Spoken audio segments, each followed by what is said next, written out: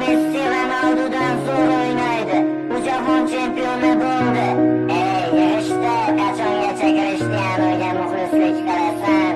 Axir u jahon chempioni bo'la olmadi. Chempionlar ligasida ham o'ynamayapti. Marokashga ham bo'la olmadi-ku. Yana nima mush Ronaldo yulduz?